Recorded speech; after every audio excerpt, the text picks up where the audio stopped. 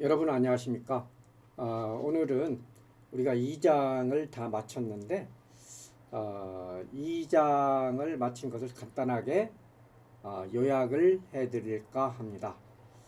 자, 2장에서 자바 프로그래밍 이렇게 했었는데 자바 프로그래밍의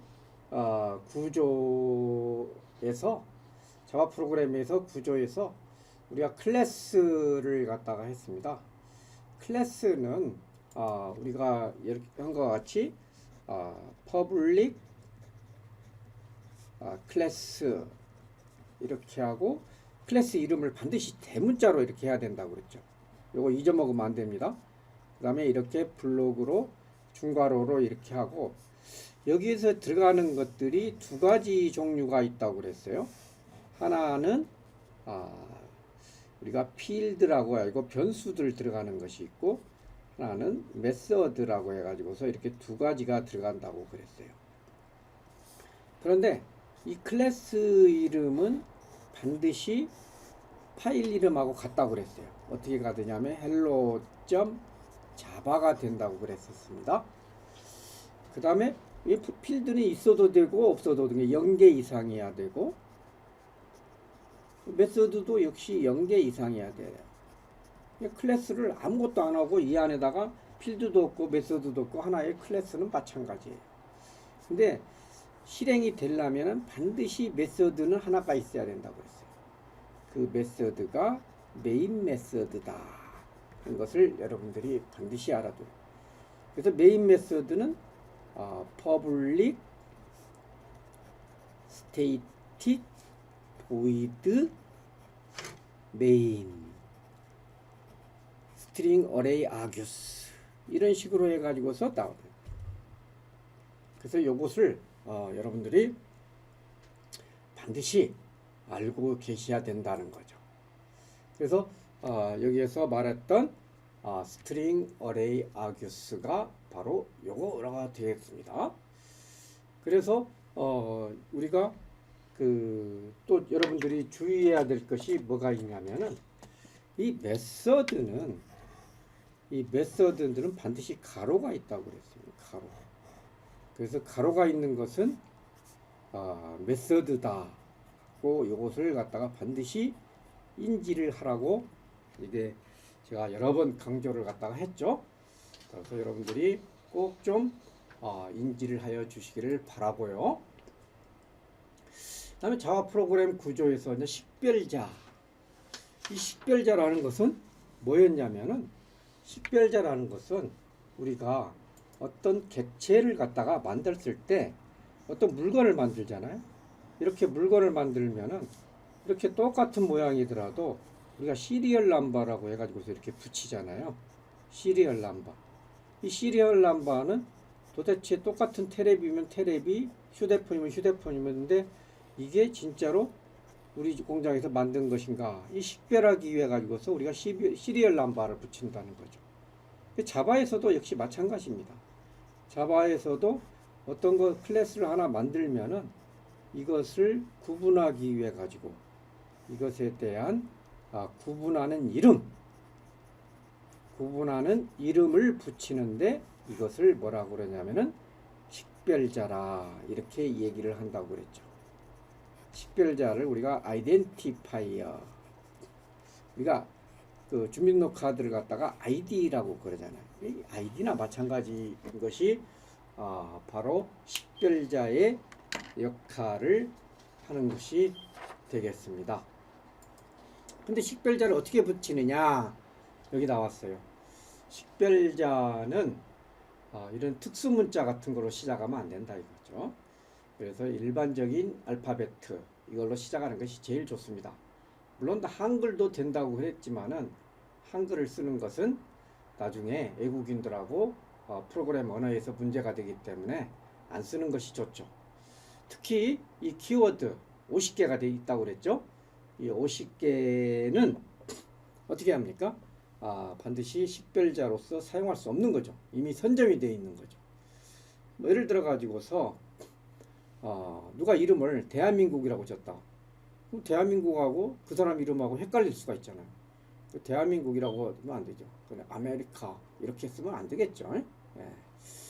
그다음 좋은 이름을 붙이는 습관에서는 우리가 헝가리안 이름 붙이기라고 해가지고서 오토 여기 있는 것과 같이 예를 들어 가지고서 뭐 오토 카다 그러면 이렇게 여기하고 이 단어하고 이 단어 쓸 때는 이렇게 대문자로 한다든지 이렇게 이게 이렇게 꼭 낙타 등 같은 거 가지고서 이걸 캐멀 타입이라고도 합니다. 반드시 이런 식의 습관을 들여서 가동력을 높이는 거죠. 가동력. 프로그램을 딱딱딱딱 보면은 가동력을 높이고 또 오타를 줄일 수가 있죠. 오타를 우리가 줄일 수가 있게 되겠습니다. 그래서 이런 점은 꼭 좀 여러분들이 명심을 해서 해주시기를 바라고요. 자바의 데이터 타입은 8가지다. 불리안, 캐릭터, 바이트, 쇼트, 인테저, 롱, 플로터블. 이건 아무리 강조를 해도 지나치지 않습니다. 그 다음에 기본형하고 참조형. 참조형은 배열, 클래스, 인터페이스가 있다는 거. 이거 너무 좀 중요합니다. 불리안, 캐릭터, 바이트, 쇼트, 인테저, 롱, 플롯, 더블. 그 다음에 참조형에는 배열과 클래스와 인터페이스가 있다. 이런 것이 여러분들이 꼭 좀 중요시를 여기를 하고, 이것의 크기는 이런 식으로 돼 있다고 하는데 크기는 나중에 모르면 이거 찾아보면 돼요. 근데 8가지가 있다는 것은 반드시 알아두시기를 바라겠습니다. 그 다음 문자하고 우리가 문자열하고 헷갈리는데 절대 이거 헷갈리지면 안 되겠습니다. 문자는 우리가 캐릭터고 문자열은 우리가 뭐라고 그래요? 영어로 하면 스트링이다. 영어는 완전히 다른데 우리나라는 문자에다 문자열을 갖다가 붙여놨기 때문에 비슷한 거 아니냐. 그래서 문자는 캐릭터 같이 A라는 캐릭터 이런 거고, 그 다음 문자열은 뭐 A, B, C랄지 이런 것이에요. 이 문자는 우리가 바이트라고 해가지고서 이 2바이트로 표현해요. 16비트로 표현하지만은 문자열은 완전히 족보가 달라요. 얘는 객체예요, 객체. 그래서 얘는 뭐냐면은 우리가 불리안, 캐릭터, 바이트, 쇼트, 인테저, 롱, 플롯, 더블, 이 기본형 변수의 중에 하나가 문자고, 요것은 참조형 변수, 클래스, 어레이, 인터페이스. 이 스트링이라는 클래스의 객체를 말하는 거예요. 완전히 다르다. 문자하고 문자열은 족보가 완전히 다르다는 걸 여러분들 반드시 이해를 하셔야 됩니다. 이거 이해 안 되면은 엄청나게 혼란이 오고 헷갈리게 된다는 것을 여러분들이 반드시 이해하시기를 바라겠습니다.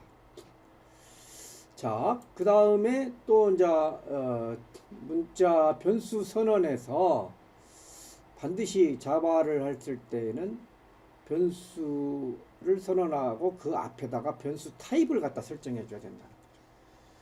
변수 타입은 기본형이냐 참조형이냐 이걸 갖다 선언을 해줘야 된다는 거죠. 이게 매우 중요합니다. 리터럴이라고 하는 것은 문자 그대로의 값을 갖다가 나타낸다고 그랬죠. 이것은 꼭 지금은 알지 않아도 그렇게 큰 문제는 안 됩니다. 근데 이게 특수 문자 백슬래시 t는 탭을 나타낸다. 백슬래시 n은 라인피드를 나타낸다. 이런 것은 여러분들이 알아둘 필요가 있습니다. 그 다음에 불리안은 true하고 false밖에 없잖아요. 두 가지 경우를 나타내는 것은 한 비트 가지고서 필요하잖아요. 그렇기 때문에 불리안은 한 비트다. 그리고 true, false라고 했을 때 이것은 소문자로예요. 그런데 요즘에 많이 쓰는 파이썬 같은 데는 true, false를 이렇게 씁니다. 그래서 언어마다 약간씩 좀 달라요. 우리 자바에서는 true, false 이렇게 쓰는데 이건 자바에서는 이렇게 써요. 그다음 파이썬에서는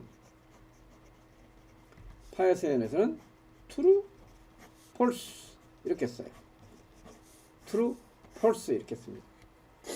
그다음 변수 아까 선언을 했을 때 어떤 변수 price라는 변수를 갖다가 이렇게 선언하고 싶으면 이 앞에다 반드시 이것이 인테저냐 아니면 플로트냐 이런 기본형 이것들을 갖다가 반드시 중에 하나를 선언을 해줘야 돼. 만약 얘가 변수로서 기능을 갖지 그러면은 에러가 난다는 거죠.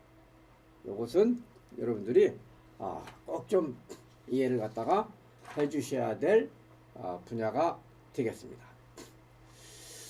널이라고 하는 것이 있는데 참조형 변수의 초기값을 갖다가 우리가 널을 갖다 표시하고 이게 실질적으로 널도 여러분들이 잘 이해해 줄 필요가 있어요. 이 널이라는 게 뭐냐? 사전을 찾아보면은 아무것도 없다는 거죠. 아무것도 없다는 것이 널이라는 거예요. 그러면은 예를 들어 가지고서 people이라는 클래스가 있는데 people이라는 클래스에 이양원을 갖다가 식별자를 이렇게 했다. 이양원은 사람이다. 이렇게 얘기할 수가 있는 거죠. 이게 선언만 했어요.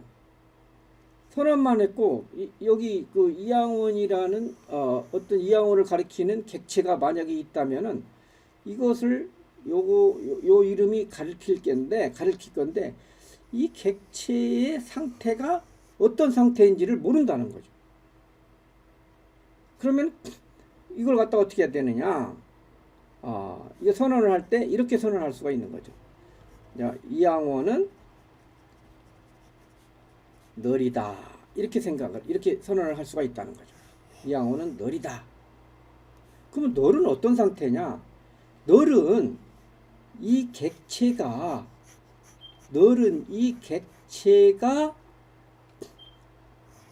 비어있는 상태를 말해요. 교수님, 그럼 비어있다는 것은 비어있으면 되지 않습니까? 그런데 이렇게 생각할 수가 있어요. 예를 들어서 이제 하우스라는 클래스가 있다면은 my house다라는 것을 갖다가 이렇게 이제 변수를 갖다가 이렇게 설정을 갖다 해가지고서 이렇게 널이라고 하는 것과 그냥 my house to 그냥 이렇게 선언을 갖다 하는 것하고 어떻게 다르냐면 이 my house는 집이 하나가 있으면 여기가 깨끗이 비어있는 상태예요. 근데 이 my house to는 여기 집이 있긴 있는데 이 안에 옛날에 살던 사람이 무슨 쓰레기랄지 이런 것들이 있을 수가 있는 상태라 이거지. 이렇게 쓰레기가 없는 비어있는 상태를 널이라고 한다는 거죠. 그래서 우리가 객체를 설정할 때는 이 널을 갖다가 설정해 주는 것이 좋아요. 근데 널을 설정했다고 해서 객체가 만들어진 것은 아니에요. 이것은 조금 차이가 있습니다. 그래서 널이라고 하는 것은 객체 때 사용한다고 이렇게 얘기를 하면 되겠습니다. 상수는 우리가 대문자로 사용한다. 원주율과 같이 이런 것들은 상수는 대문자를 사용한다. 이렇게 생각하시면은 될 것 같고요. 타입 변환 아까도 얘기했지만 불리한 캐릭터, 바이트, 쇼트, 인테저, 롱, 플롯, 더블이 각각의 사이즈가 달랐잖아요. 각각의 사이즈가 달랐어요. 그러면 예를 들어 가지고 이렇게 생각하시면 돼요. 이 형변환이라고 하는 것은 뭐냐? 자료형을 변환시킨다는 거예요. 예를 들어서 인테저는 몇 비트냐면 32비트입니다. 그 다음에 롱은 몇 비트냐면은 64비트예요. 이것을 양동이로 표시하면은 얘는 하나, 둘, 셋, 이 8비트씩이라고 하면 32비트예요. 얘는 64비트예요. 이렇게 큰 거죠. 이렇게 큰 거예요. 그러면 이 안에 들어있는 내용을 여기다가 넣으려면은 다 흘러버리겠죠. 자동으로 변환이 안 된다는. 근데 요 안에 들어있는 것을 이쪽에다 넣으면 이렇게 그대로 들어가겠죠. 이렇게 작은 것을 큰 것에다가 넣을 때는 문제가 없지만 큰 것을 갖다가 작은 것에다 넣을 때는 반드시 앞에다가 캐스팅 번호를 해줘야 된다는 거죠. 예, 롱이 만약에 A가 뭐 245였다. 그 다음에 인테저 B는 A다. 이렇게 할 때는 반드시 앞에다가 여기에다가 인테저로 이렇게 캐스팅을 변화시켜 줘야 된다는 거죠. 그래야만이 작아진, 어제 농이라 하더라도 요만큼밖에 차이 있을 줄 아니까 이것으로 변환해도 상관이 없거든요. 물론 이제 크다면은 문제가 발생하겠지만은 이런 식으로 할 수가 있다는 거죠. 그런데 제가 이걸 안 키고 했네요. 다시 해야 되겠네요. 설명을 갖다가 실컷 했는데 형변환 설명을 갖다가 실컷 했는데 이걸 갖다가 여러분들한테 안 키고 했네요. 이거 잘못했네요. 자, 형변환이라고 하는 것을 다시 설명을 하면은 여러분 지금 안 보였었죠? 그래서 인테저는 32비트란 말이고 롱은 64비트예요. 32비트는 요렇게 요만인데 64비트는 이것의 2배잖아요. 키가 이렇게 큰 거란 말이에요. 그러면 이 안에 들어있는 것을 이쪽에다 이렇게 하는 데는 문제가 생겼겠죠. 만약 큰 것이 있었다면 이것들이 못 들어가기 때문에 잘라져 버릴 거라. 근데 이 안에 있는 것을 이쪽으로 가는 것은 아무 문제가 없다는 거죠. 그래 이렇게 가는 것은 자동으로 가는 것이고 이렇게 큰 것에서 작은 걸 올 때는 반드시 명시를 해줘야 된다. 형변환을 명시해. 형변환 명시하는 것은 앞에다가 이렇게 해서 형태를 써주면 되는 거예요. 이런 식으로 뭐 A를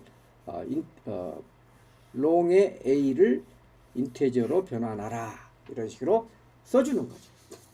그래서 이런 것들을 형변환이라고 이렇게 하는 것입니다.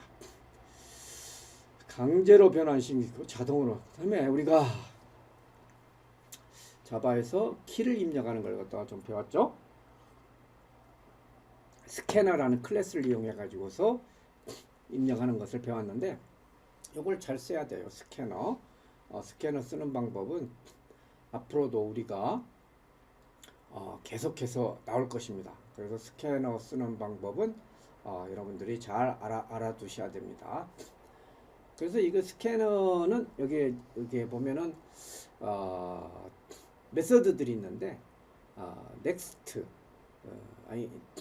넥스트 하면 스트링이고 넥스트 인트 하면은 인테저 값을 갖다 변환시킨다든지 요것을 갖다가 잘 해가지고서 여러분들이 하시면 되겠고 연산 과정은 뭐 그렇게 뭐 하고 만약에 우선순위를 잘 모르겠다 그러면 가로를 쳐주면 되죠. 가로를 쳐주면 됩니다. 오히려 가로를 쳐주면 가동력이 높아지기 때문에 가로를 갖다가 훨씬 더 많이 사용을 하는 것이 좋습니다. 그 다음에 산술 연산자 중에 죄송합니다. 그 다음 퍼센트는 나머지라고 그랬죠. 나머지 하는 것을 여러분들 또 알아야 되겠고 플러스 마이너스가 있는데 이것들은 가급적 안 쓰는 것이 좋습니다. 단항연산자라고 해가지고 쓰는데 이렇게 하고 그 다음에 비교연산, 조건연산도 요것은 뭐 시험에나 나오지 또 많이 또 사용하지는 않아요. 이품은 모르는 사람은 없죠. 만일 뭐 한다면은 그걸 실행을 하고 그렇지 않으면 해라. 이품은 반드시 else가 있겠죠. if else 그것이 아니면은 뭐 다른 것을 실행하라 이렇게 얘기하는 것이 있겠습니다. if else 또 if문을 또 계속해서 else if 해가지고서 계속 가는 것이 나올 수가 있겠습니다. 그래서 if문이 사실은 컴퓨터 프로그래밍의 기초예요. 만일 뭐뭐 하면 뭐뭇을 해라. 또 그것이 아니면은 다른 것 뭐뭇을 해라. 이렇게 계속해서 이렇게 조건을 따지면서 가는 거잖아요. 논리적으로. 그래서 if문은 여러분들이 반드시 사용법을 갖다가 알아야 되고 근데 그 중에서도 또 더욱 중요한 것이 스위치문입니다. 이 스위치문. 스위치문은 정말로 정보통신 기사나 정보 처리 기사에서 안 나온 적이 없는 것 같아요. 스위치문은. 그래서 여기서 가장 중요한 것이 이 브레이크를 어떻게 쓰느냐 안 쓰느냐 이것을 참 많이 물어보고 하는 것 같아요. 그래서 여기서 스위치가 있잖아요. 스위치 A 이렇게 해가지고서 여기 보면은 스위치 A 식이라고 나와 있죠. 여기에서 이렇게 해가지고서 만약에 케이스 A가 인테저라면 1이다 그러면은 무엇을 하고서 브레이크 하라 이렇게 이거 반드시 돼야 된다. 케이스 2면은 만약에 하고 무엇을 해라. 케이스 3이면은 무엇을 하고 브레이크 하라. 이렇게 있다. 만약에 이렇게 해가지고 디폴트 땡땡 이렇게 해가지고 만약에 있다면은 케이스 1인 경우에는 하고서 이게 끝이 나요. 근데 케이스 2인 경우에는 브레이크가 없으면은 이 케이스 3까지 실행을 하고서 브레이크를 하게 된다는 거죠. 그래서 이 브레이크 문을 반드시 넣어야 된다는 거 여러분들이 잊지 말아야 됩니다. 스위치 문은 시험 문제 나오면은 맨날 이런 거밖에 안 나와요. 그래서 이 브레이크를 만나면은 스위치 문을 벗어난다는 것을 여러분들이 알아두셔야 돼요. 여기서 같이 학점을 하는데 A면은 90에서 100점입니다 하고서 브레이크를 갖다가 이제 하면 나오는데 만약에 브레이크를 안 하면은 B가 바로 해가서 80에서 90점입니다. 이것도 실행이 돼가지고서 브레이크가 된다는 거죠. 조심하셔야 됩니다.